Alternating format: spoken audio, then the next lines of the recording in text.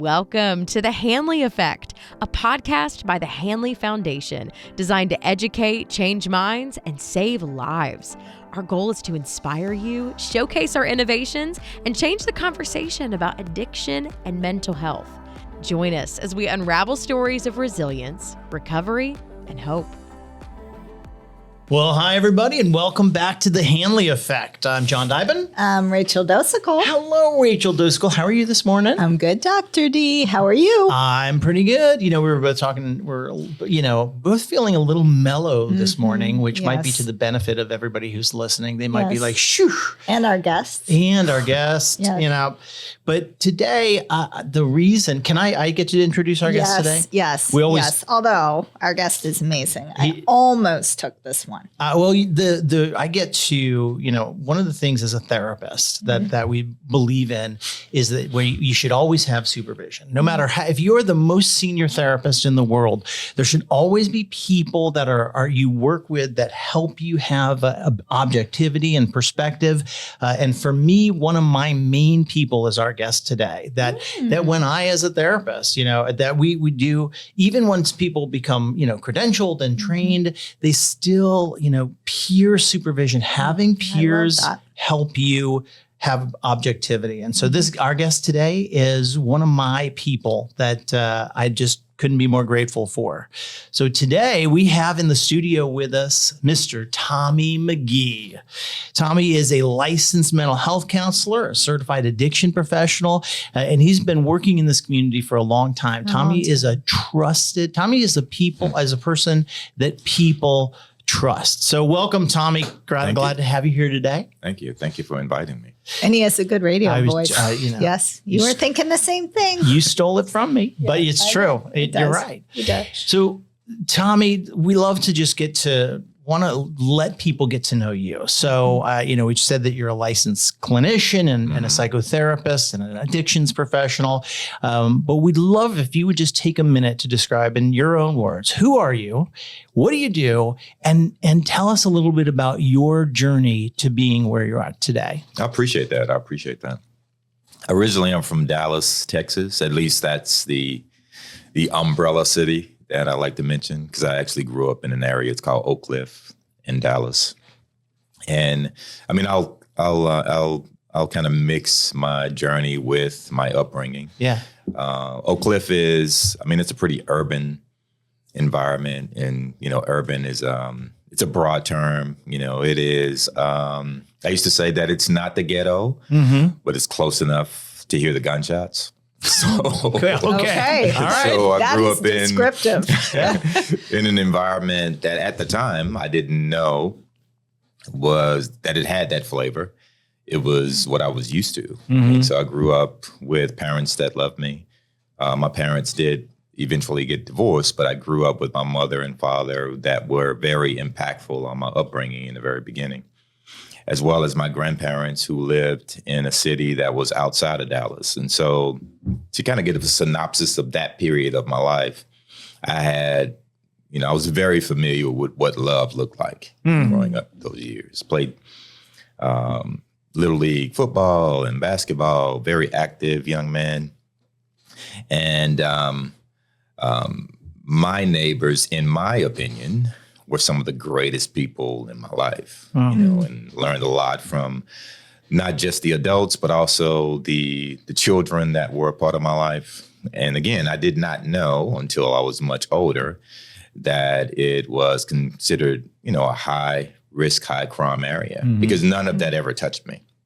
Wow. Many of the youth that I grew up with went off to play professional football, professional basketball, and in my immediate neighborhood, played sports with some of those young men myself. Wow. And have a lot of stories of what it was like to grow up around some people that at this point are pretty famous, in professional sports.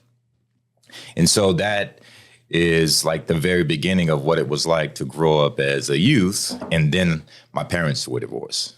My grandfather passed away, I think when I was 11, 12 years old. I always thought that, he was this extremely elderly man who passed away at a point that,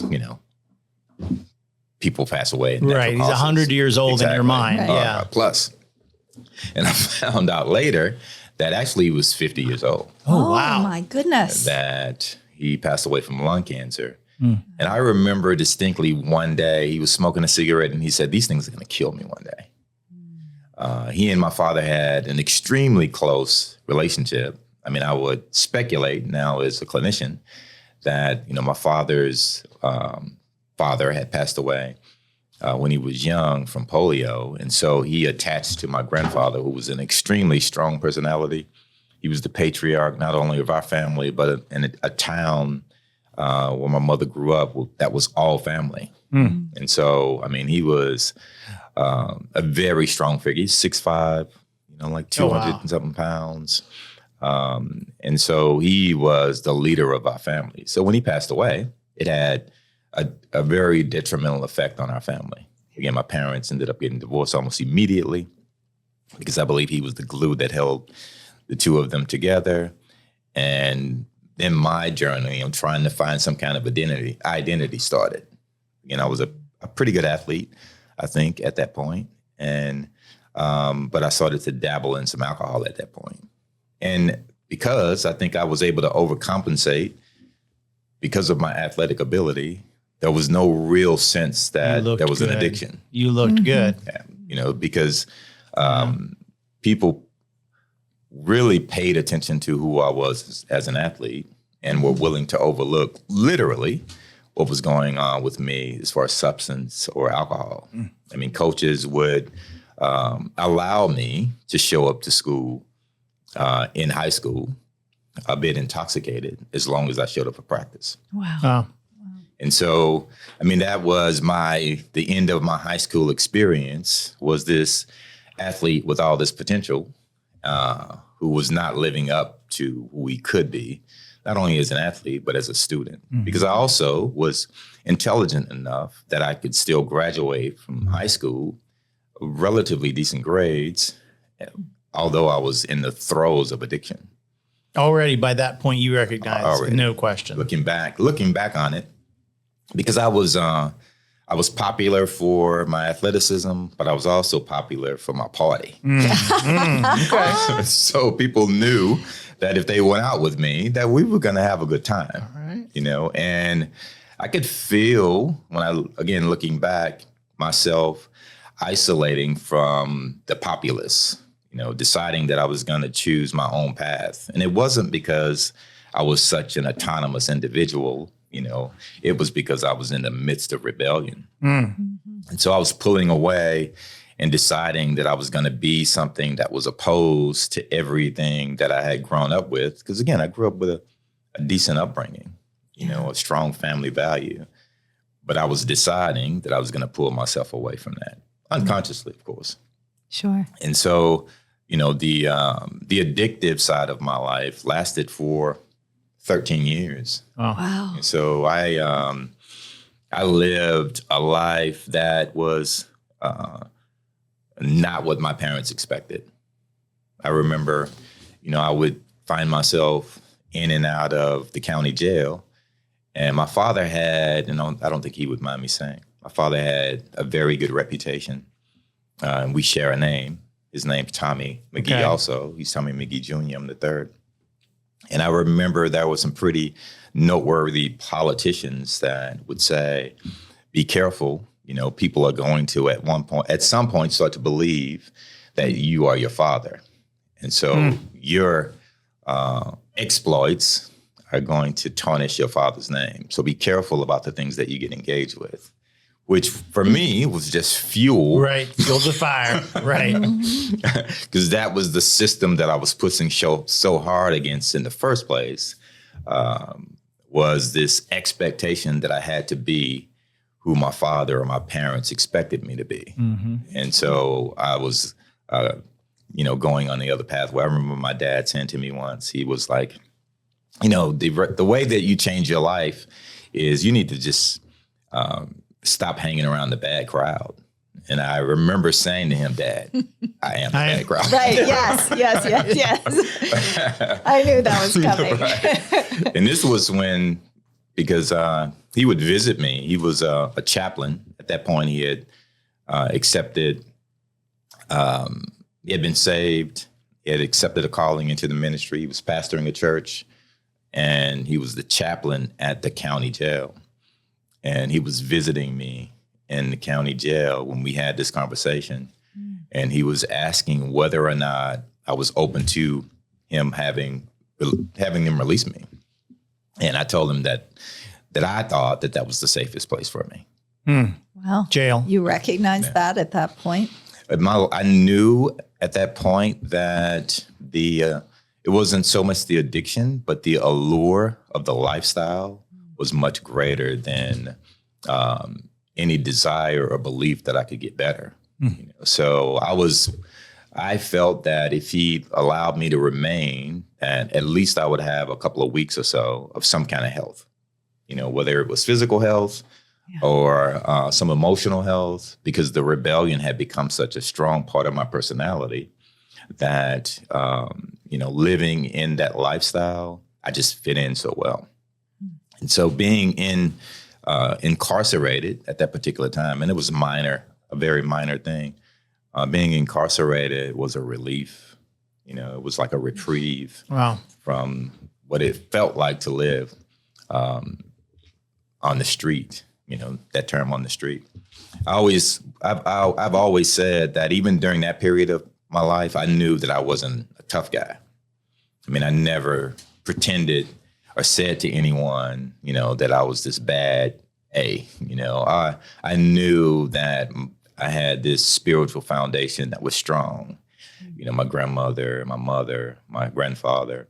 I knew that I could never be with some of the guys that I came in contact with, or even in my neighborhood. I could never be who they were. It just was not a line that I could really cross. But I was able to survive in that environment. And I remember the guys would say, "You're just not one of us." When I finally made a change, it annoyed me.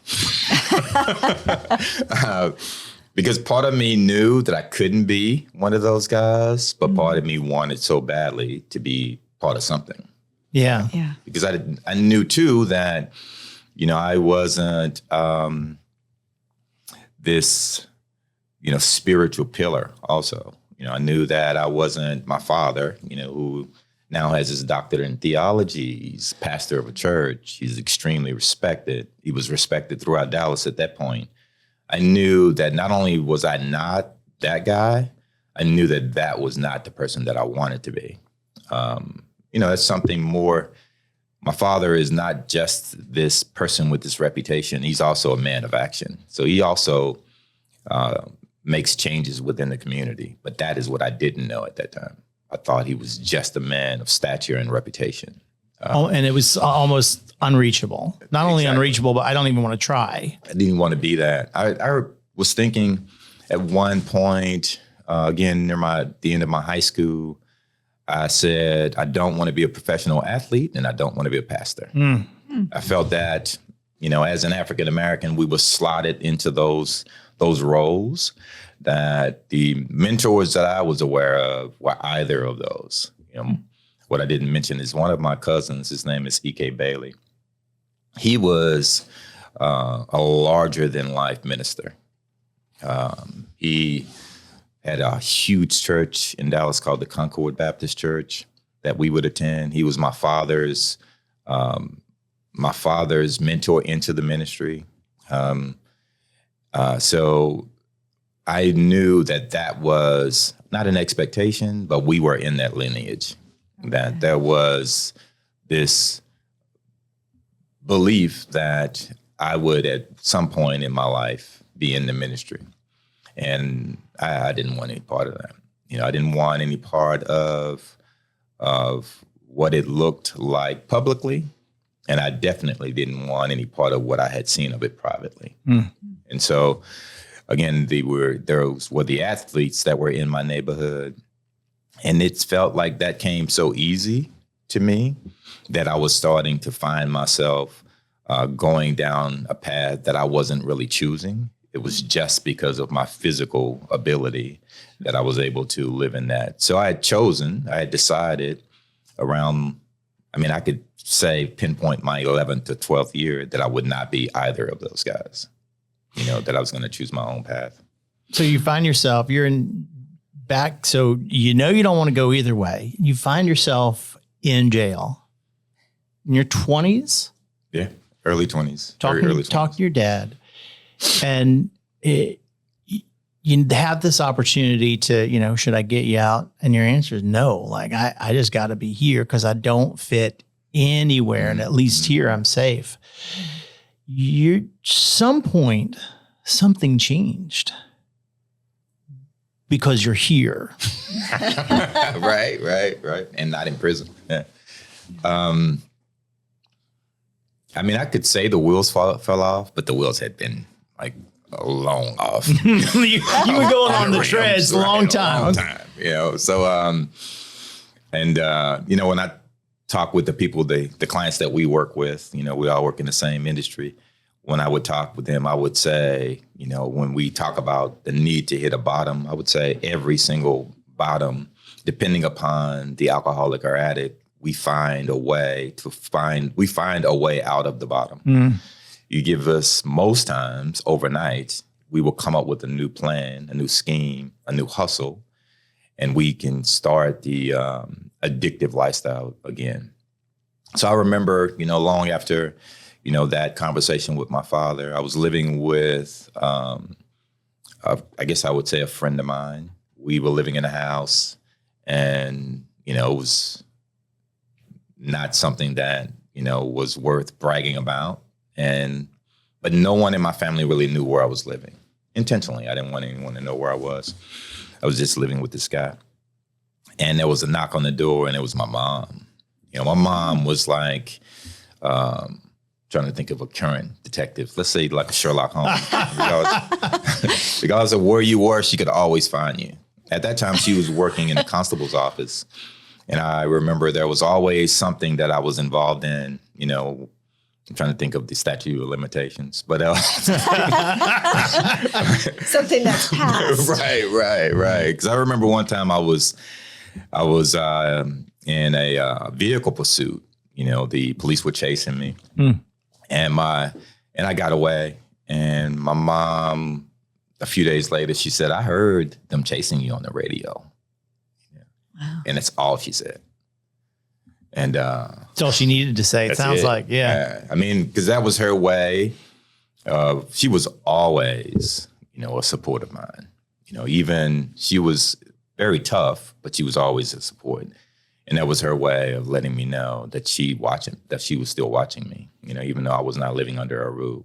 So to get back to the story of what happened, I was living with a friend of mine, knock on the door, my mom shows up and she says, do you want some help? That's the whole conversation,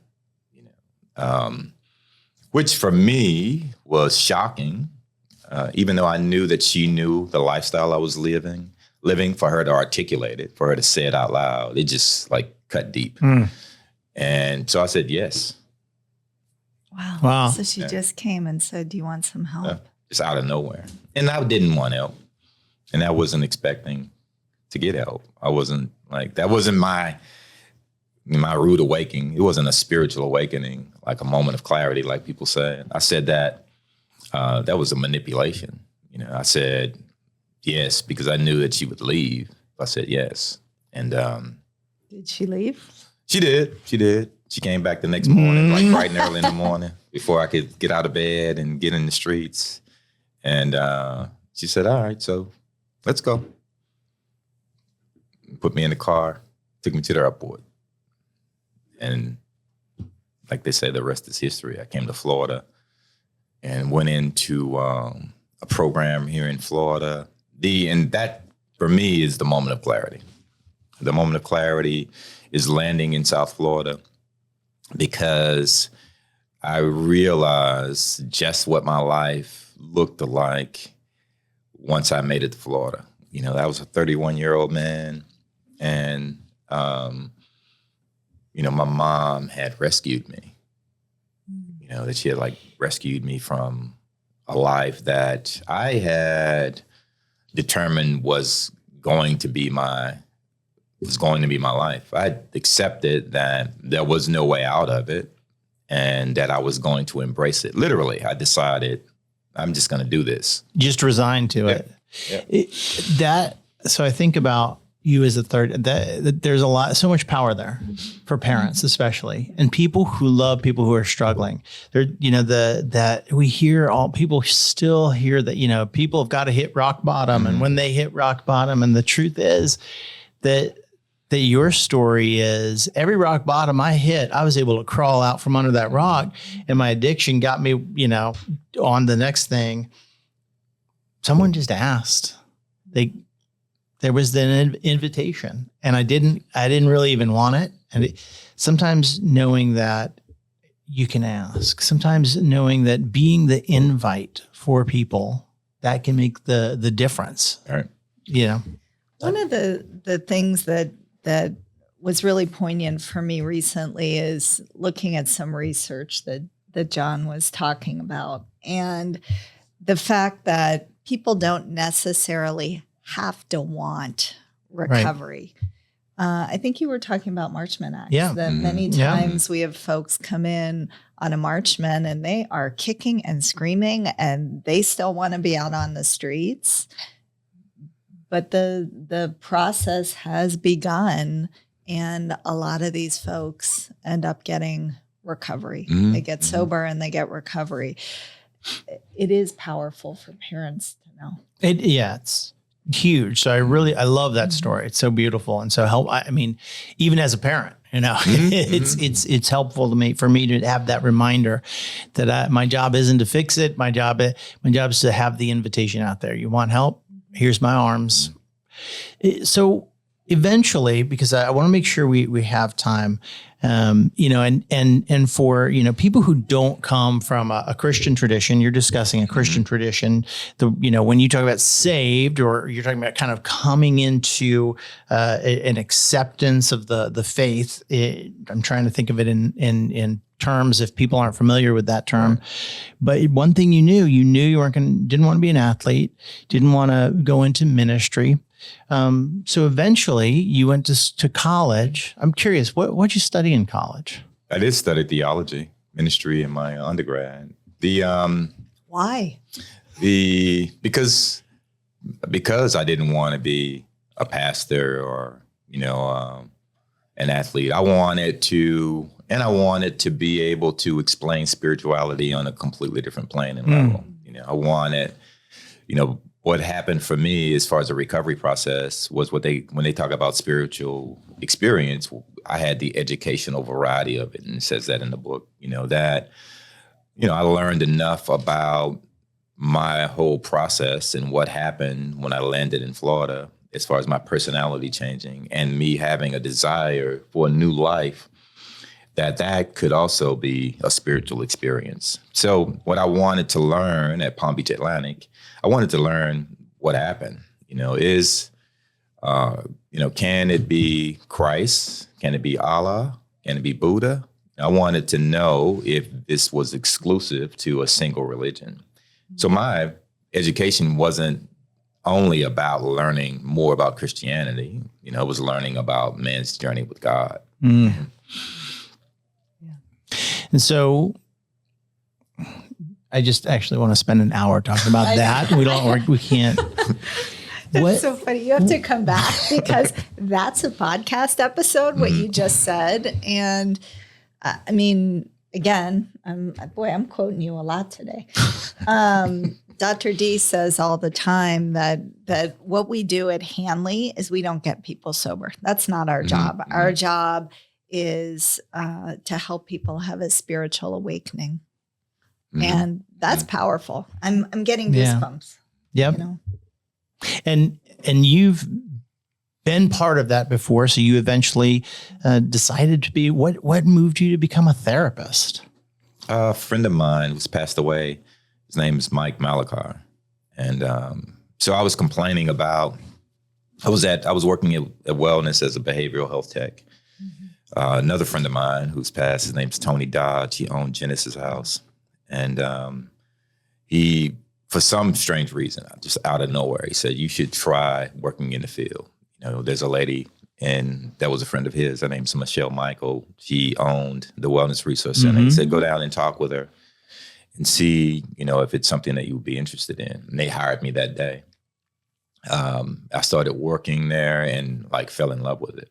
So to answer your question, I was talking to Mike one day about the challenges of being a behavioral health tech, you know, and feeling as if I wasn't really making a difference and that I wasn't making any money. And Mike said, so, and what I was talking about was leaving the field. And he said, so you have these concerns for these people. He said, who are you planning to leave them to? And wow, just like caught me off guard. It's same as the knock on the door from my mom. And he said, what you need to do is go to school so you really can have an impact and start to help people. And he was someone I trusted, you know, and so I decided to go to school. And my father was also in school at the same time, you know. And so we would talk about how we learn so much about what we don't know in school. And he was someone that I could talk with about the Palm Beach Atlantic experience because he was in seminary in Texas. And so it just kind of motivated me to like move forward in that process. And I could see how it was applicable, what was happening with some of the clients that I work with. The cultural piece is big for me because I like to say I grew up in the hood. And so it makes my perspective slightly different, you know, and it makes it possible for me to, in my opinion, meet with people from whatever culture, you know, because I am not, I like to say that I'm not judgmental, but what I would prefer to say is because of my background and my experience, it forces me to put my judgment in my back pocket. You know, it's obvious to anyone, you know, the miracle that happened in my life. My best friend went to prison for 25 years. You know, so, and that was like my best friend. So, you know, for me not to find myself on the same path as he is a miracle. I like to talk about how, I don't want to rift, but I like to talk about the definition of miracle for me, that it's not always the supernatural occurrences, how sometimes it is a natural occurrence that happens in God's timing. You know, that what happened with my mom knocking on my door, being able to find me, period, the way that I was moving through Dallas, that was a miracle. That's an impossibility, regardless of what her background was at that time, because I never sat still. I was in that house for a minute and she caught me. And for me to say, okay, and her to get me on a plane without me disappearing was also a miracle. Miracles whisper. People don't realize that. They whisper. I agree. The thing that I like about, it was Dr.